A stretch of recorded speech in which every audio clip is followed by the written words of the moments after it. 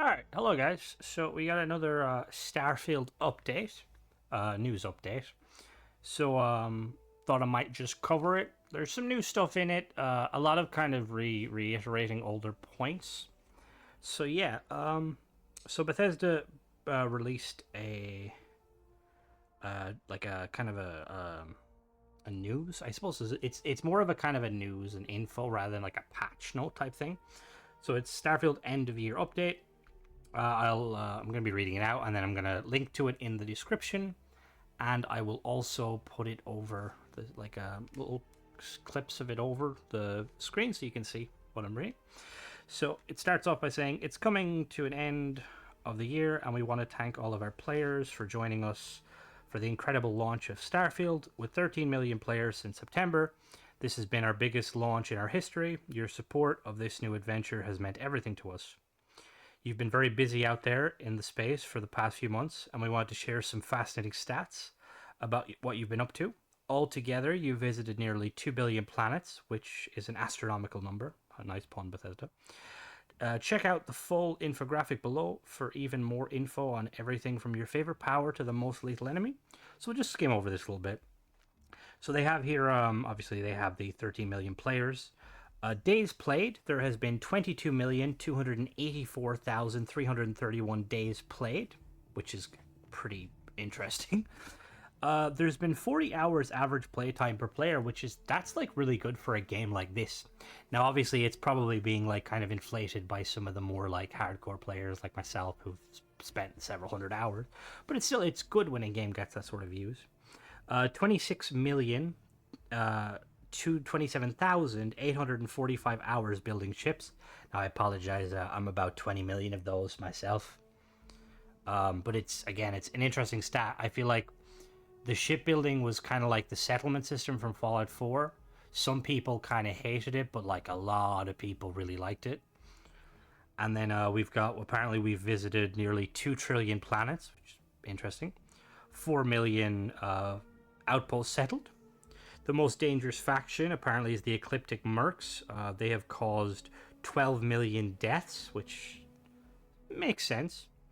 The most dangerous life form is the Ashta, which has caused 1.7 million deaths.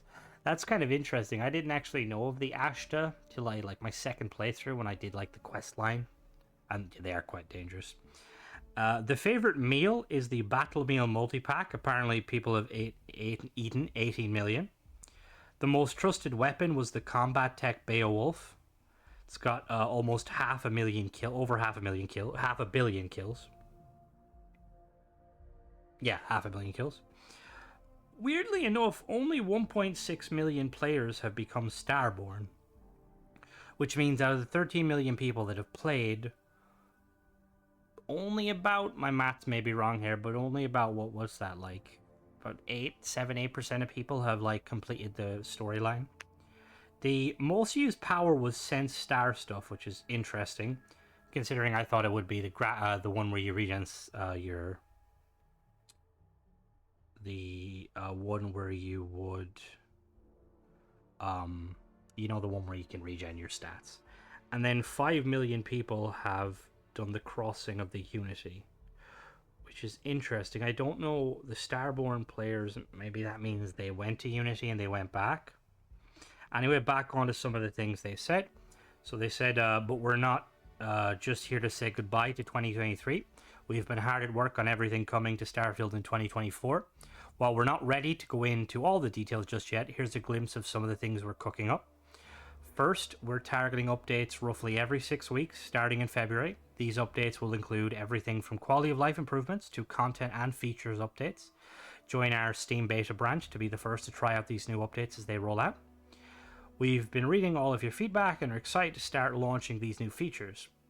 We'll be adding new ways to travel, and you'll now be able to access city maps while exploring the major cities. For those who love shipbuilding, we'll also be expanding the ship customization with ship decorations, new shipbuilding options, and more. Now that's pretty amazing. It was a given that they were going to be going that route, but it's going to be interesting to see how far they go with it. Like just the adding the ship decorations, I'm assuming it's going to kind of work similar to how home plate worked in Fallout 4, or just how the kind of um, the houses work in this game.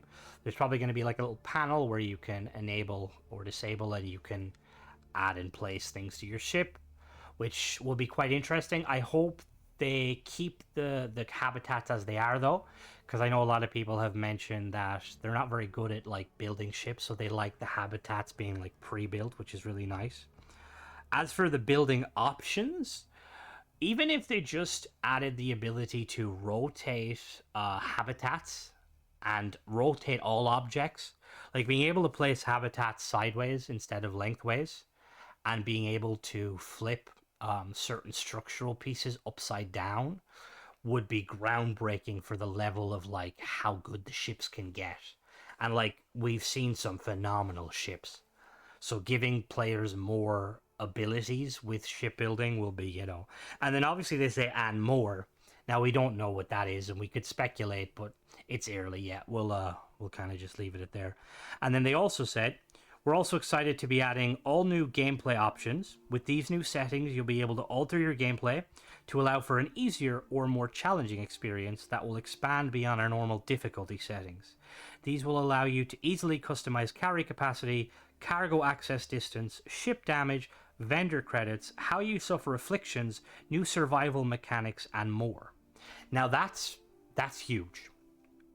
I know that a lot of people have been kind of like there's been kind of issues and criticisms with the current gameplay loop of Starfield, and it's kind of a common one we tend to see with a lot of these Bethesda games, where the combat is easy if you play on the lower difficulties, and on the higher difficulties it kind of gets very bullet spongy.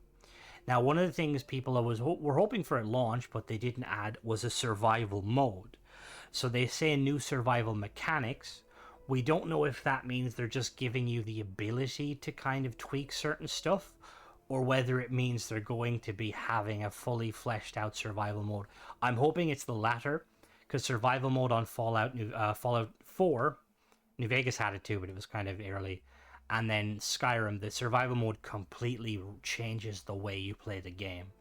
Like I can see ships going from being like that kind of like glorified loading screen as people make jokes about, and like occasionally stashing stuff, to being your like sanctuary in the dark. Like imagine like you take too much damage, you need to go back and heal up on your ship, eat some food, just kind of get some meds. It's going to be very interesting. And then the other features like being able to customize carry capacity, cargo distance, ship damage, vendor credits, all of them, that's pretty big. Even with some of the more like kind of well-known mods of like the cheat menus on Fallout and Skyrim, you were very limited on some of the things you could change. So like this is clearly something that Bethesda are going to be like like it's new to them. It's going to be interesting, like how the system is going to work with achievements. I know most people probably don't care, but like some people do. I know myself. I didn't mess around with mods or anything until I 100%ed the Fallout and Elder Scrolls. So it'll be interesting to see how that affects stuff. I know I, like most people, will be upgrading the vendor credits massively to a more kind of expected. I feel like most vendors should have 10k minimum. With some of the bigger factions, like say for instance, the Trade Authority should have upwards of 50k. They then go on to say next, official mod support will be coming to Starfield with the launch of Creations.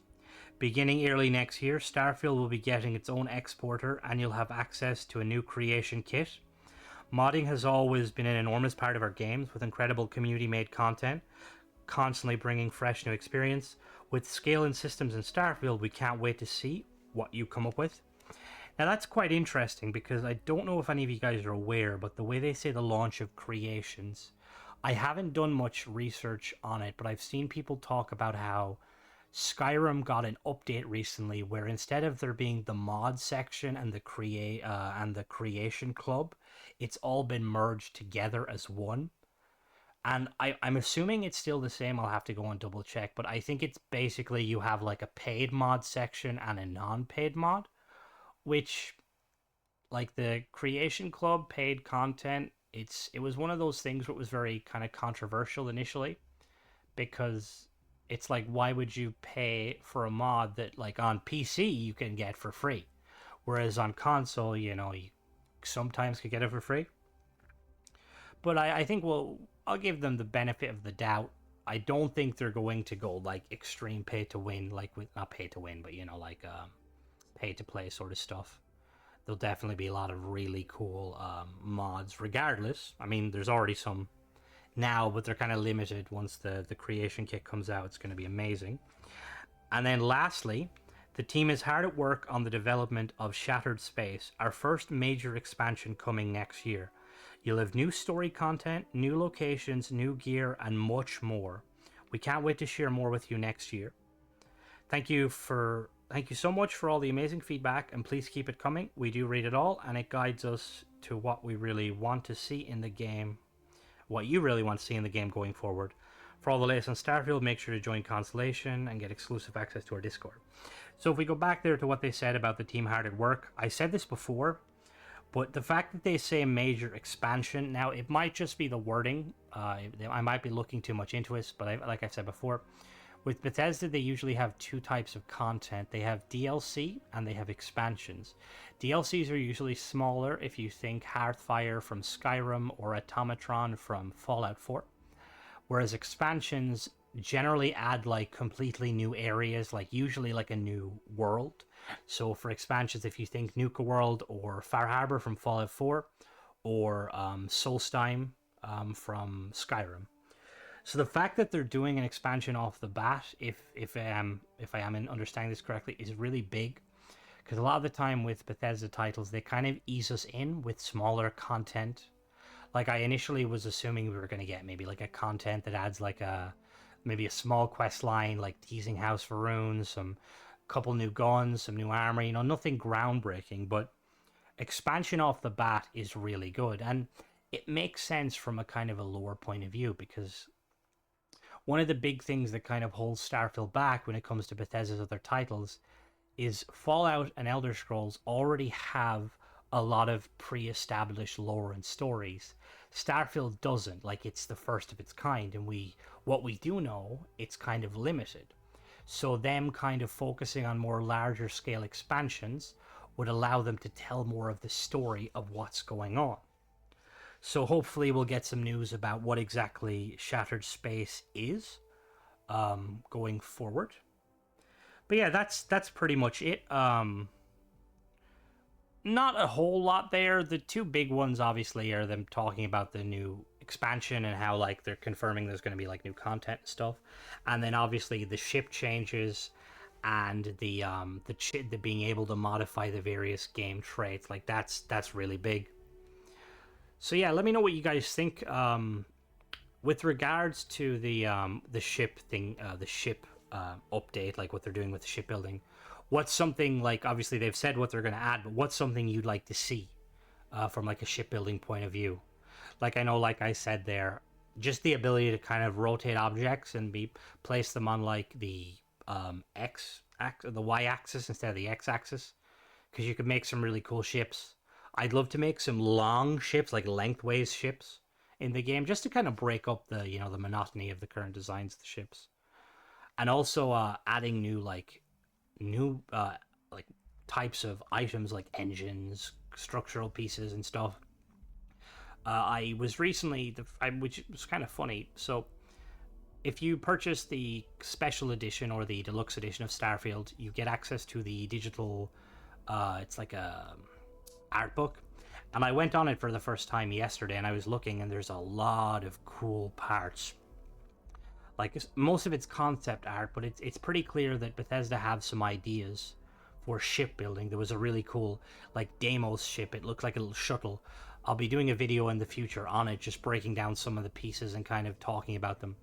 But it's clear that Bethesda like has some ideas for future space content. Like they've got some really cool engines that they've used a lot. They look like they've got a couple of like unique manufacturers that aren't one of the big four. But yeah, and then obviously like the other one talking about is what do you guys think of the changes being able to modify the gameplay? Like I'm assuming a lot of you guys are going to be happy with just even being able to change the vendors. But like what are some other things you're like looking to change? Like, will you guys be like hoping to make the game more difficult?